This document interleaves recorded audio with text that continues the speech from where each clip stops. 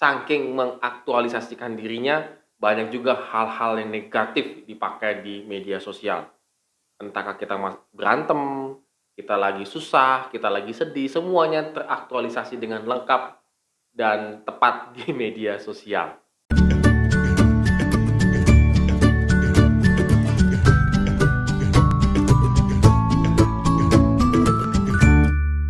Shalom good readers, hari ini kita kembali mengucapkan syukur karena Tuhan memberikan kita kehidupan, kekuatan, dan juga pengharapan. Apapun yang kita hadapi pada hari ini, mari kita tetap terus berlutut di hadapan Tuhan dan berserah kepada Tuhan.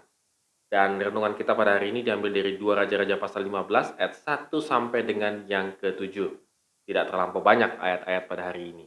Dan kalau kita perhatikan media sosial pada saat ini, semuanya mengaktualisasikan dirinya. Termasuk saya juga begitu ya, mengaktualisasikan dirinya di media sosial. Media sosial menjadi sarana yang sangat hebat, yang sangat tepat untuk mengaktualisasikan dirinya atau mengeksistensikan dirinya, whatever deh namanya itu. Yang jelas, saking mengaktualisasikan dirinya, banyak juga hal-hal yang negatif dipakai di media sosial. Entahkah kita berantem, kita lagi susah, kita lagi sedih, semuanya teraktualisasi dengan lengkap dan tepat di media sosial. Nah, ada baiknya, ada bagusnya juga sih. Tapi it's okay lah selama itu dipakai untuk hal-hal positif, maka aktualisasi diri bisa dijadikan hal-hal yang memberkati banyak orang. Ya, misalnya kita punya kepandaian apa, kita share di YouTube dan lain sebagainya. Ada juga banyak hal-hal yang positif yang kita bisa pakai untuk media sosial sebagai aktualisasi diri yang positif. Pada hari ini kita bisa melihat bahwa Raja Azaria, nah ini dia. Rajanya itu memerintah selama 52 tahun. Cukup lama ya, 52 tahun, tapi diterangkan cuma 7 ayat. Lucu ya. Jadi 52 tahun hidupnya cuma diringkaskan 7 ayat. Bahkan ada juga raja yang sangat singkat, 1 ayat, 2 ayat begitu ya. Nah, kita bisa melihat di tengah perjalanannya dia dikutuk oleh Tuhan kena tulah kusta.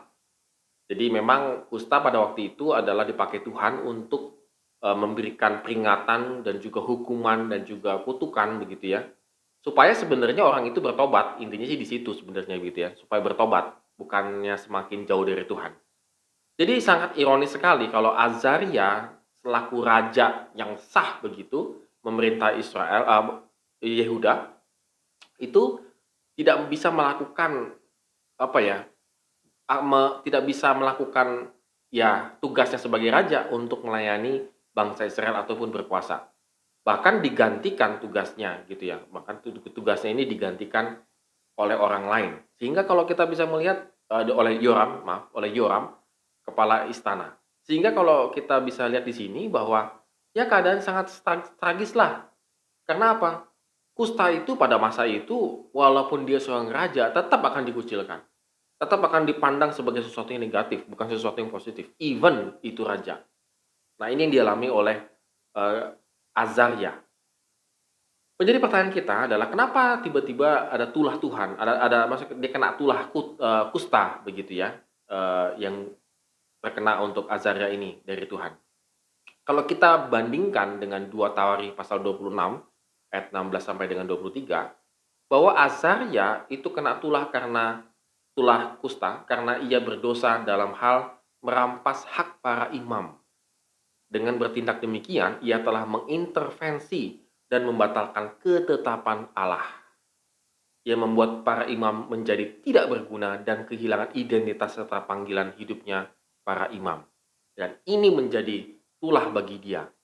Identitasnya dia sebagai raja sekedar tertulis di kertas. Dan dia tidak mengeksistensikan diri, tidak bisa mengeksistensikan dirinya, mengaktualisasikan dirinya sebagai raja secara penuh. Bagi saya ini adalah sebuah tanda petik ya, penderitaan yang sangat luar biasa. Nah, good readers, pada hari ini kita akan boleh merenungkan menurut saya sih, banyak sekali orang yang mengaktualisasikan dirinya dalam berbagai macam hal supaya diakui.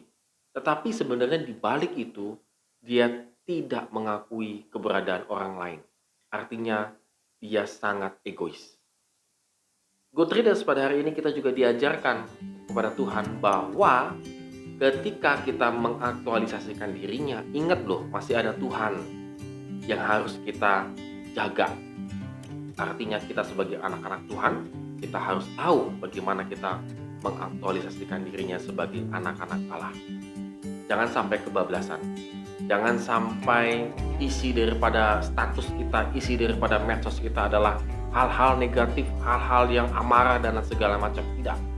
Justru ketika kita ingin mengaktualisasikan di media sosial, jadikanlah itu sarana untuk memuliakan Tuhan. Jadikanlah itu sarana untuk kembali memberitakan Injil. Oleh karena itu, Good Readers, pada hari ini mari kita renungkan firman Tuhan dan kita lakukan. Terima kasih untuk menonton video ini. Have a nice day and God bless us.